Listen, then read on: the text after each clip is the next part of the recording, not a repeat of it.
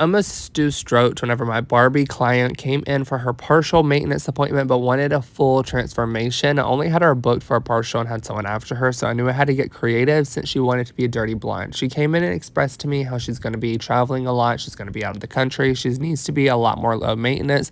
So we're going to go ahead and add a little bit of her natural color back into her hair, so it's going to be a softer grow and not such a harsh line of demarcation from when her roots grow in to being solid blonde.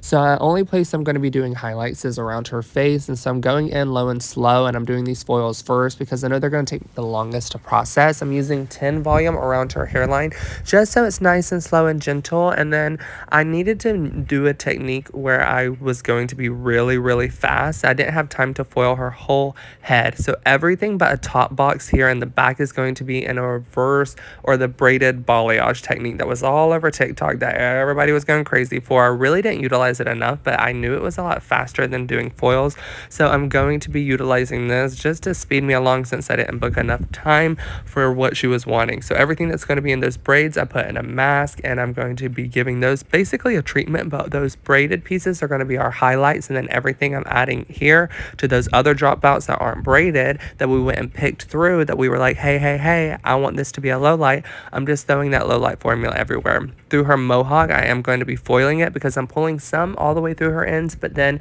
also some halfway down, and I'm alternating how far I bring them down just to keep variation of depth throughout, and it's not going to be one solid thing throughout.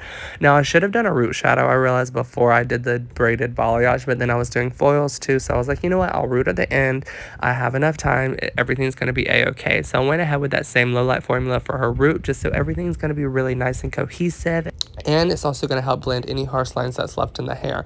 So after we got that all in process, I toned all over. I mixed up a little concoction of something that's going to be more neutral than something that's going to be a little bit on the warmer side or something on the cooler side, because I feel like that just looks the best, neutral or warm tone, whenever you have a lot of depth mixed in there. So we're going to finish her off by styling, and I say tip hooray. This is going to grow out so good for her. She still feels bright because it's blonde towards the front.